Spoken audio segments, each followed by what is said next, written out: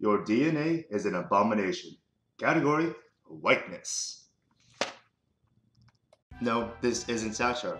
This is a real opinions piece published by the Texas State University's newspaper, the University Star, which not too long ago published another gem of opinion called Black People Cannot Be Racist, and Here's Why. As for this article in question, it has been since redacted ever since it was published yesterday on November 28th.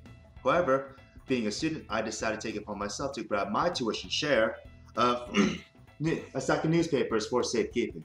The most obvious problem is the title, which is not only misleading but contradictory to the mission of the article. They call them attempts to deconstruct the white identity as a mere social construct that can be easily abandoned, while the bold print clearly reads, "Your DNA is an abomination." Case in point, in the 6th paragraph, which states, "You were not born white, you became white, you actually choose to become white." It's been a couple years since I've taken a biology course, but DNA is something that you are born with and is not an active choice. Either you accept the role of biology in your social justice definition of race, or you don't. In the 4th paragraph, the author states that these semantics on race upholds a white supremacist society, without outlining the criteria for said supremacist society to see if we fit in his definition. Instead, shockingly, he brings up white privilege.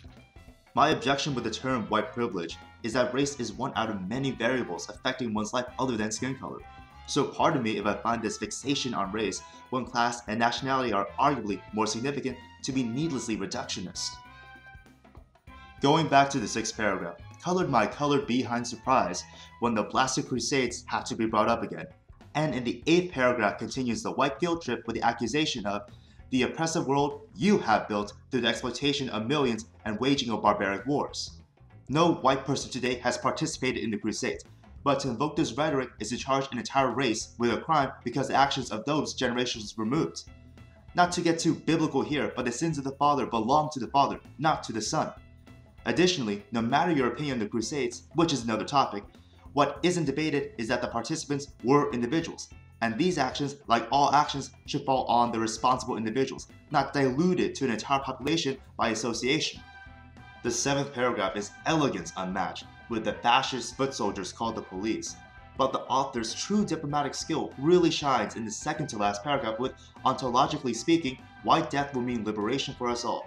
To you good-hearted liberals, apathetic nihilists, and right-wing extremists, accept this death as a first step towards defining yourself as something other than the oppressor.